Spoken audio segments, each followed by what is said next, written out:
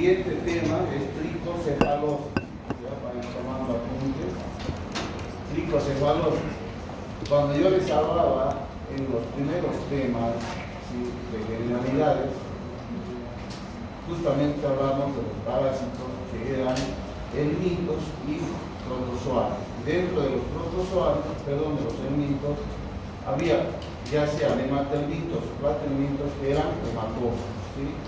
Entonces, este es uno de ellos, que después vamos a ver después la mucinariasis, que también se comportan ya en cuanto al mecanismo de su patogenia y en su patología, ya provocando succión de sangre a nivel de la mucosa intestinal. Entonces, de esa forma van a ir provocando anemia en el paciente. Tanto la tricocefalosis como las succinarias tienen más o menos el mismo mecanismo traumático por el cual van a lograr provocar anemia ya en los pacientes que lo tengan. Entonces, aquí vamos a ver el agente etiológico, ¿ya?, que es la trichuris trichura, o trichuriasis. Ya, este va a ser el agente etiológico que va a provocar este parasitismo. Ya, y a este nematelminto, ya, se lo considera como una parasitosis, una geohemiltiasis. ¿Por qué geohemiltiasis? ¿Quién me puede decir? Es una enfermedad global. No, es también cosmopolita. Cuando es cosmopolita, vamos a ver que está entonces diseminada en todo el mundo. ¿Qué es trabajo? ¿Qué es geo? Tierra. Muy bien. Necesita estar por la tierra, en una de sus fases, para poder ser infectante y provocar parasitismo, ¿sí? Muy bien. Entonces, este nematodo se va a ir a localizar con preferencia a nivel del intestino grueso, ¿sí?, a nivel del sigmoides y del recto, ¿sí? Es por eso que después vamos a ver un síntoma cardinal que se presenta solamente en la trichuriasis, que va a ser el prolapso rectal, como vamos a ver más adelante, ¿sí?, y que va a provocar más o menos en la fase etaria, en los niños especialmente, como dice la literatura, más o menos entre los 5 y los 13 años. Entre los 5 y los 13 años, donde se puede provocar toda esta patología. ¿Listo? Ahora, como todos los nematelmintos, dependiendo de cuántas hembras van a ir a desovar huevos, no desovar, sino van a liberar huevos, ¿sí?, en el intestino, en este caso de 2.000 a 20.000 huevos por cada hembra, vamos a tener la intensidad de la sintomatología, es parecida a la anterior, como hablamos, ¿recuerdan? En los psoriasis, ¿no? Vamos con ustedes nada más. Entonces, aquí la trichuris trichura, ¿sí?, necesita también de un macho. Necesita de un macho para poder copular y formar los huevos. Estos huevos, por supuesto, van a ser anembrionados o huevos inmaduros que van a estar en el intestino grueso, ¿sí? Muy bien.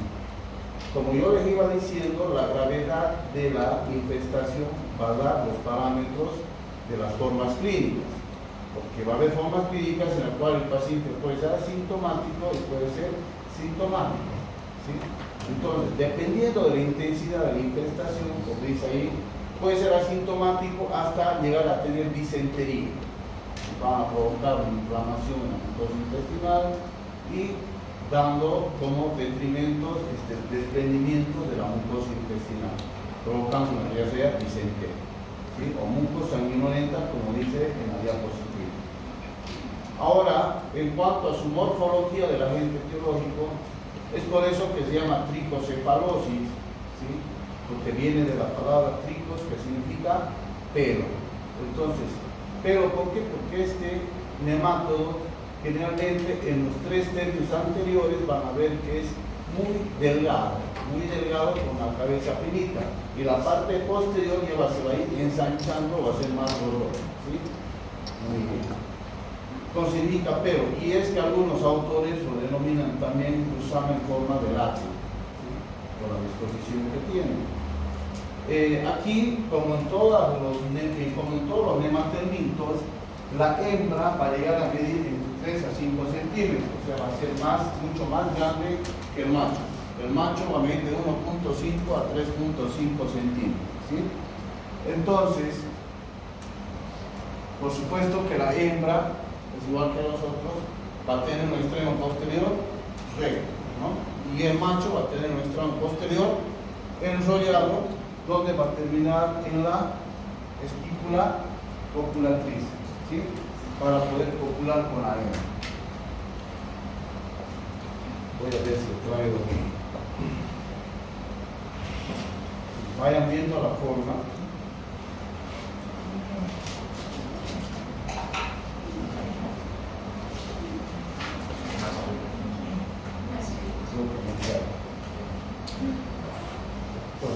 Entonces la forma, chicos, va a ser una forma de látigo, ¿no?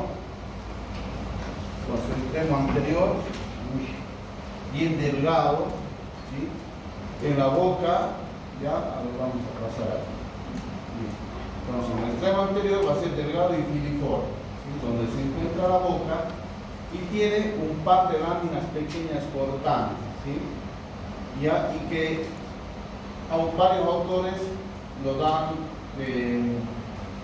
dos funciones. Una, de poder perforar la mucosa cromática para sujetarse a la mucosa intestinal, ¿sí? Entonces la boca no tiene lábios, es la única forma de que se pueda prender a la mucosa intestinal, ¿ya? Muy bien.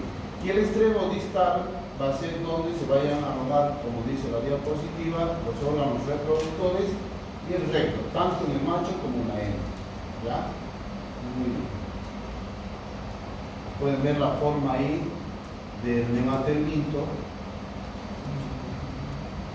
la forma que tiene de látigo, la parte anterior.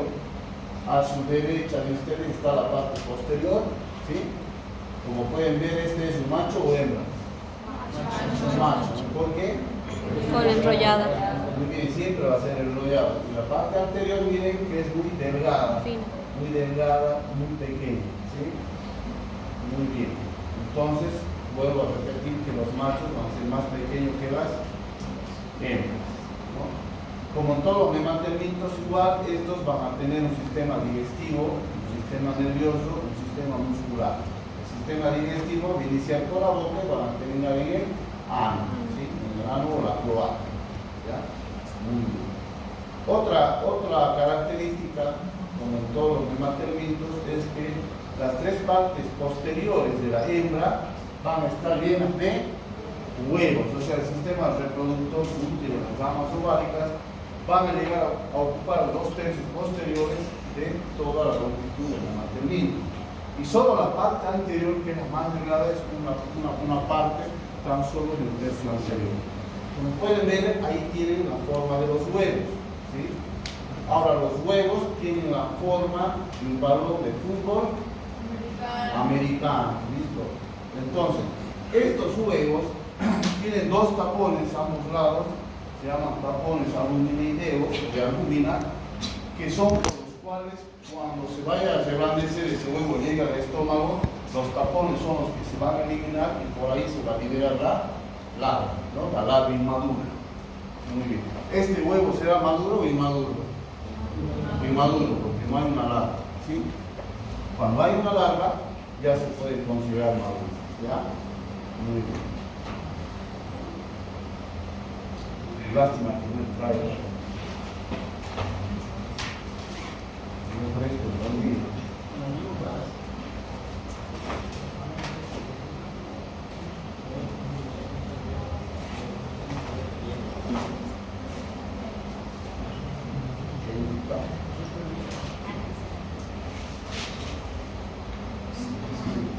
Ya, muy bien. De todas formas, ahora con los cambios de la metodología, esto lo vamos a volver en la práctica. A ver, ¿listo? El miércoles con grupo y el lunes con otro. Muy bien. ¿Cómo van a ser los huevos? Los huevos van a medir de 25 por 50 libras de largo, ¿sí? Ya hemos dicho de que son de color café, tienen una membrana doble. Por ahí otros autores que dicen que tienen 3 membranas, una externa, una intermedia y una interna, ¿sí? Muy bien. ¿Ya? Y como dice ahí, a ambos laterales del huevo están 2 tapones, ¿ya? Muy bien.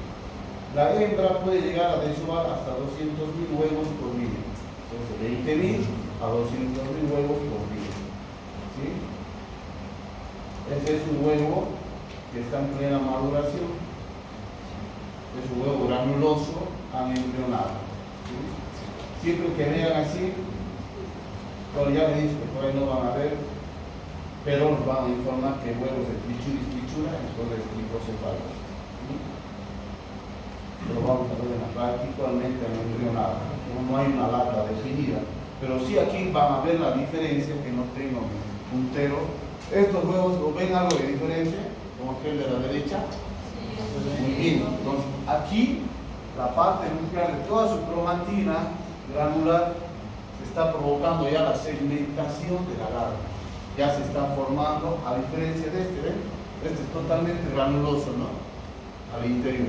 Pero estos de aquí de la izquierda, vean que se están segmentando para formar la larva. ¿Ya?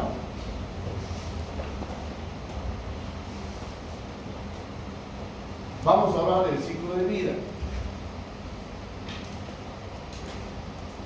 Vamos a ver que un macho y una hembra, ¿sí?, se van a encontrar en el intestino delgado. Generalmente hemos dicho a nivel del sigmoides y el recto.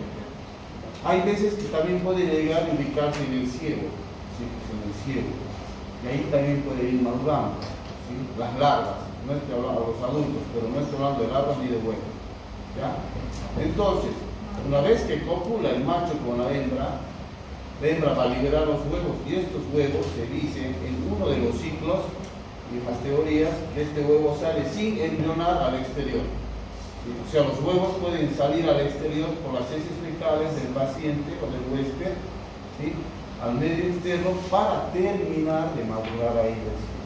Por eso es una geohemiptiasis. ¿Sí? Como decía su compañera aquí, porque tiene que pasar por la tierra, para poder madurar y formar su hembra y ser infectante, madurar su larva, no sé, madurar su larva y ser infectante. ¿Ya? Muy bien. Entonces, cuando caiga la tierra tiene que tener ciertos factores, hemos dicho. Tiene que haber una buena temperatura, tiene que haber buena humedad, para que estas larvas puedan desarrollarse. Cuando hay una buena temperatura y buenas condiciones, se dice que el huevo puede llegar a estar maduro entre 2 a 3 semanas. Incluso cuando no hay buenas condiciones ambientales, el huevo puede perdurar durante 3 meses, otros dan 7 meses, hasta llegar a madurar, ¿sí?, hasta convertirse en infectante. ¿Y cuál va a ser el mecanismo de transmisión? Entonces, la vía oral. Muy bien, la vía oral. Como dijeron, entonces, la infección se produce por el mecanismo de la vía oral cuando se ingieren los huevos embrionados, ¿sí?, accidentalmente. Entonces, esto lo vamos a consumir ya sea directamente en las manos, ¿sí?, o sea, contaminada la mano, podría agarrar a los huéspedes intermediarios, la vaca, animales domésticos, o alimentos contaminados como las carnes, las verduras, ¿sí?, o la agua contaminada. Tomar agua contaminada donde están ya los huevos. ¿Sí? Entonces, ¿qué pasa con el huevo? Como ustedes ya saben ustedes qué pasa, ¿no? Al ingerir el bolo alimenticio tiene que llegar al estómago. Y con los jugos gástricos nuevamente van a reblandecer esos dos tapones con los cuales está formado el huevo, ¿sí?, del tricocéfalo. Entonces, ¿qué va a pasar? Se van a liberar esos tapones y se va a liberar las larvas del intestino delgado, ¿sí?, las que van a penetrar las glándulas de Lieberkühn, donde se quedan por un corto periodo de tiempo, porque después tienen que ir avanzando hasta ir formando desde L1 hasta L4 y ser adultas, ¿sí? Muy bien. ¿Dónde se van a localizar? Dicho a nivel del colon, o sea, a nivel del recto y del sigmoide, donde se pueden quedar a vivir, como dice en la diapositiva, unos dicen 3 a 5 años, otros dicen de 3 a 7 años.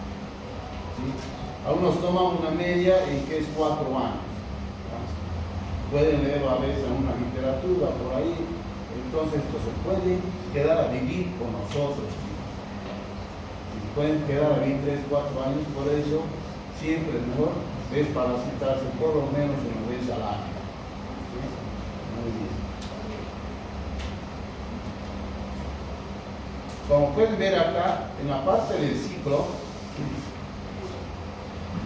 nadie me pregunta entonces, el macho y la hembra, ¿cómo van a copular? Primero tienen que enclavarse en la mucosa intestinal por un mecanismo traumático, ¿no?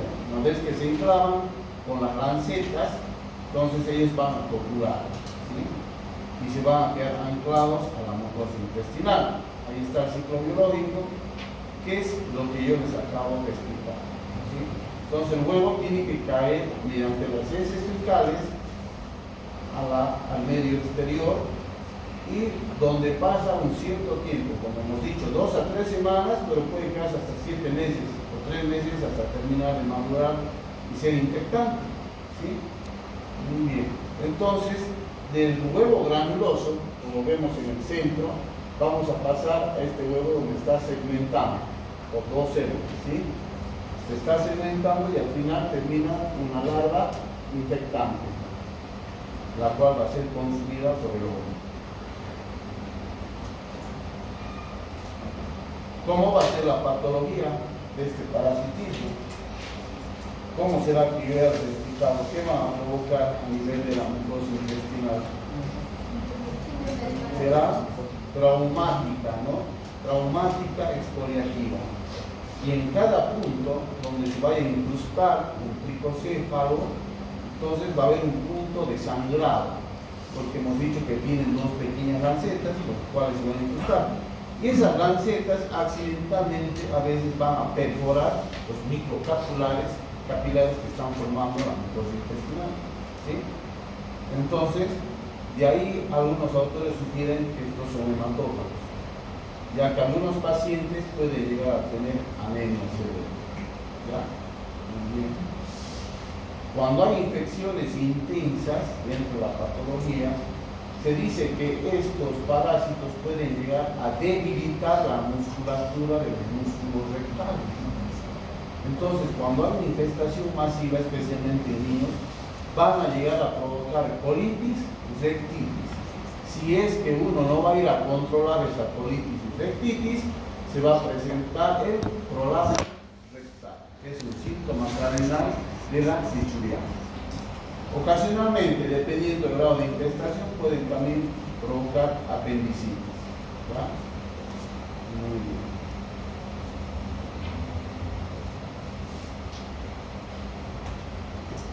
Bueno, entonces, vamos a ver aquí, donde uno, miren, está anclado a la mucosa intestinal. Esto es mediante una colonoscopía, ya, en la cual se logra ver al nematodo, a la larva ya adulta, y la forma adulta, o sea, ya no es una larva, es una forma adulta del tricocéfalo, la cual está incrustada, miren, con la parte anterior tan pequeñita y la parte posterior está al aire, ¿sí? Que es la parte más gruesa. Ahora, cuando hablamos de patología, tenemos que ver 2 cosas. Cuando hablemos de diagnóstico, vamos a ver qué es verdad. La gravedad de la patología es proporcional al número de parásitos, al número de gusanos, y en este caso al número de huevos, ¿ya? Entonces, el parásito, aquí en realidad ya vamos a quedar en que se alimenta de sangre, entonces es un hematófago y que va a provocar una acción exfoliativa, y que va a provocar anemia en varios pacientes, dependiendo del grado de infestación. Esto ya no sabemos. Con esto pueden sacar una foto, porque a veces yo pregunto, ¿cuál es ya el mecanismo por el cual el tricocéfalo provoca ya daño a la mucosa intestinal? Ahí está. Bueno, primero va a llegar para provocar un traumatismo, ¿ves? Para poder fijarse la mucosa intestinal. Al fijarse la mucosa intestinal va a provocar una inflamación difusa o catarral de la mucosa intestinal. Luego va a haber un probable mecanismo alérgico y que va a provocar la descamación de la mucosa intestinal, y de ahí se van a formar puntitos o focos hemorrágicos en toda la mucosa intestinal. Es por eso que hablamos de colitis. Colitis es inflamación de la mucosa intestinal, ¿sí? Y rectitis es cuando hay inflamación de la mucosa rectal, ¿ya? Va a haber aumento del peristaltismo ya cuando haya esto. Entonces el paciente, ¿qué va a presentar, chicas? va a haber diarrea, va a haber aumento del peristaltismo, el paciente va a llegar a tener especialmente el niño pujo y luego tenesmo. Y tanto pujar, el niño ¿qué va a hacer? Va a ir debilitando, ¿sí?, por distensión las paredes musculares, ¿sí?, del anillo perianal y se va a provocar el prolapso rectal. ¿Ya?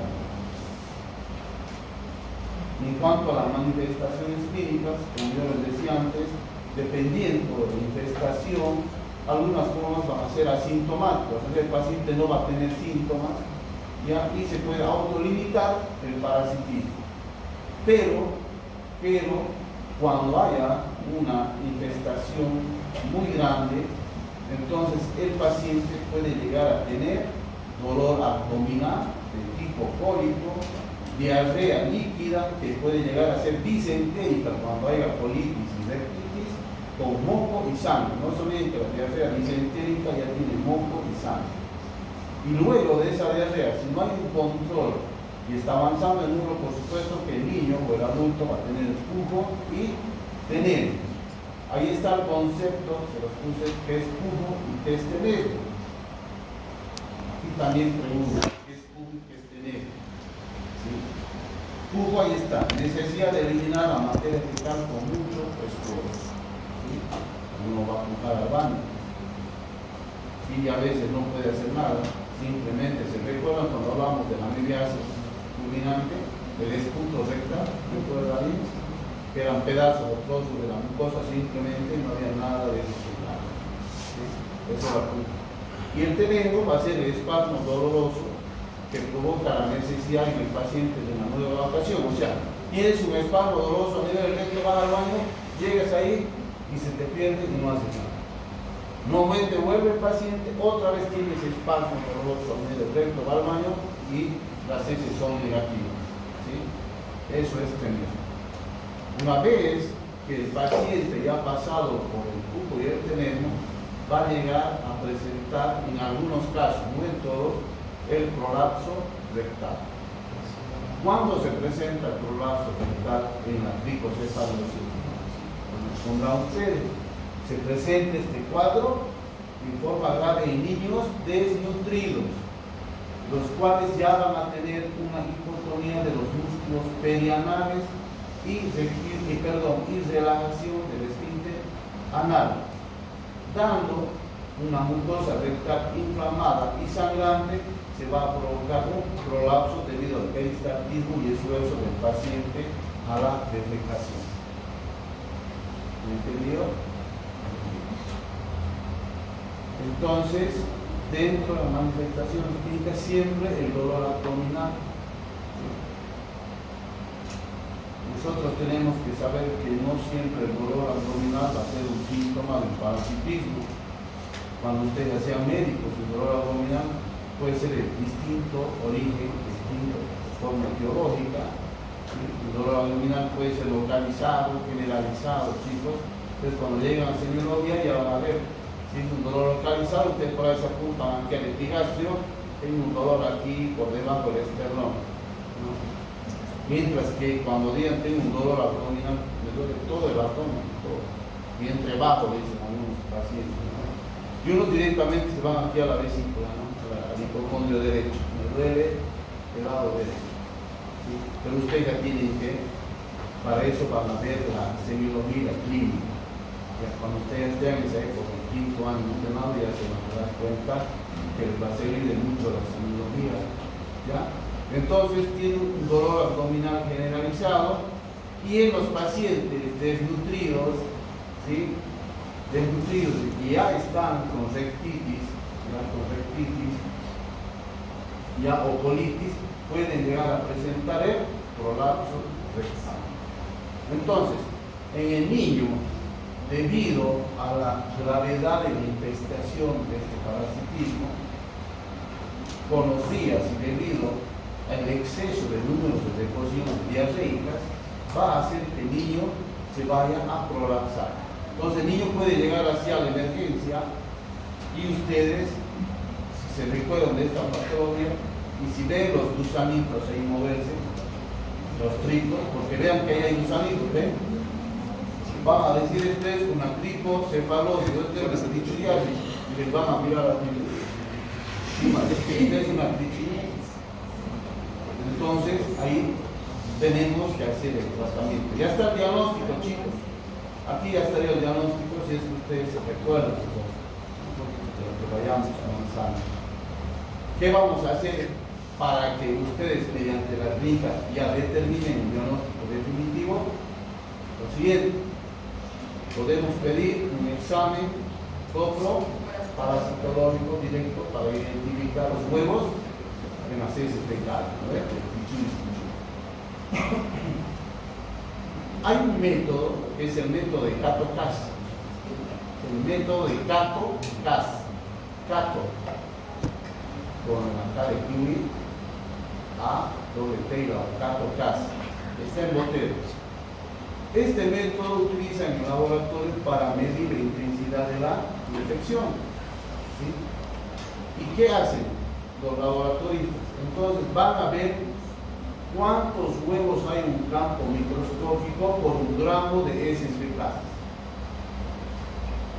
¿Sí? Entonces se pone 5 a 10.000, baja intensidad, 10 a 20.000, mediana intensidad, 20.000 a 50.000, por gramo ya será severa, ¿no? Severa infestación. Y de acuerdo a eso nos van a dar los síntomas y signos del paciente. ¿Sí? Esa en la práctica lo van a hacer ustedes después. ¿Qué tenemos que hacer para la epidemiología? ¿No? Entonces, ¿qué tenemos que tener? Las medidas. ¿Quién me puede decir la epidemiología?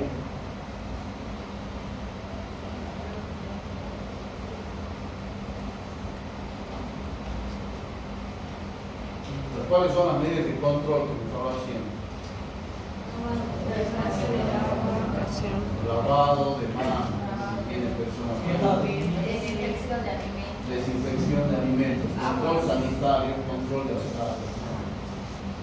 Especialmente estas parasitosis se dan en poblaciones donde hay baja calidad de vida. En el área rural, la gente pobre que no tiene por ahí el agua potabilizada, no tienen servicios de alcantarillado. Entonces, todo esto hace aumentar la prevalencia en estas zonas endémicas o en pueblos donde no haya esos servicios que tendría que tener todo humano. Y aparte, donde tampoco a un pueblo no se ha llegado a explicar cómo prevenir una parasitosis. Entonces, en la epidemiología, entonces, en forma de prevención, son las mismas que ustedes ya saben, para que vamos a hablar, ya lo han dicho. ¿Cuál va a ser el tratamiento? El tratamiento casi es parecido a la psoriasis con el trabajo, con los bens y midazoles. ¿Sí? Con los bens y midazoles, o sea, el mebendazol y el albendazol. Aquí he agregado uno más, el flubendazol, que es un poco más caro, pero que se puede utilizar. ¿Sí? Entonces, el mebendazol, volvemos a repetir, en los niños 100 miligramos 2 veces al día por 3 días. Y hay otros que dan 100 miligramos en dosis única. Pero para mí es mejor 100 miligramos 2 veces al día, en la mañana y en la noche, por 3 días. En los adultos pueden tomar una dosis única de 500 miligramos por día. Hay comprimidos de 500 miligramos, toma uno y es suficiente. Si están en zonas endémicas pueden tomar 3, uno por día de 500 miligramos. ¿Ya? El albendazol, para los adultos, podemos tomar una dosis única de 400 miligramos por vía oral. En los niños, como nos hablaba la anterior clase, dependiendo del kilo peso, podemos dar desde 200 miligramos a 400 miligramos por vía oral, dependiendo del peso y la edad. Igualmente, podemos darle cada 12 horas durante 3 días, en suspensión para los niños. ¿Ya? El flubendazol será 300 miligramos en dosis única. Solamente sé que hay para adultos, ¿ya? En comprimidos, por vía oral. En cuanto a los tratamientos complementarios, ¿qué haremos? ¿Lo dejaremos así al niño? No, ¿qué tendremos que hacer? Si el niño nos llega con el prolapso rectal, digamos, este es el recto. Imaginen cuánto tiene que relajar para que pueda vertirse la mucosa intestinal. Entonces, primero que tendremos que agarrar, que hemos dicho siempre, hablar con los padres, va a estar la madre al lado del niño, las medidas universales, guantes, ustedes, y tendremos que traer apósitos estériles. Podemos empaparlos con solución fisiológica, no agua oxigenada. Solución fisiológica y envolver y cubrir la mucosa del intestino para protegerla, que no se necrosis, se mantenga húmeda. Entonces, de ahí, si están en un hospital, pues en la emergencia tendrán que llamar al cirujano. Viene el cirujano, no llamar al cirujano pediatra. Viene el cirujano pediatra, no llamar al gastro. No, mentira. ¡Ay! Ya te salió. Y así hemos solucionado el prolapso. Entonces, viene el cirujano pediátrico. Hay dos formas. Una puede hacer la reducción manualmente bajo sedación. Y hay desespero, ¿ya? Por el dolor que tienen los niños. El esfínter perianal se contrae tanto que lo va asfixiando la mucosa. Es muy doloroso, entonces ahí no se puede reducir. Tenemos que hacer anestesia general y realizar una cirugía a los cirujanos para poder nuevamente poner en su lugar la mucosa rectal. En los adultos, a veces sí, en los adúlteros se puede, ¿no? Si es que ellos quieren. No se olviden que a veces estas patologías también se presentan tanto en hombres como en mujeres, también homosexuales, ¿sí? Entonces algunos, como ya tienen un poco de relación de esfínter perianal, se puede hacer, chicos, en la guardia mismo, pues colocan vaselina o analgésico y se puede reducir, ¿sí? Pero yo lo que hago generalmente, a veces a mí me tocó, no por hipocéfalos, pero es mejor hacer una anestesia aquí en la espalda que provoca relajación de toda la masa muscular perianal y solito se reduce. Dependiendo del médico, ¿no? Hay uno que está apurado, pone guante y le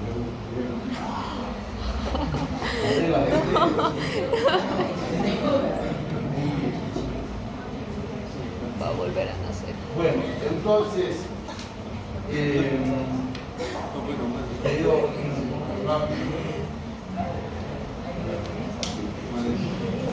a ver, Sí.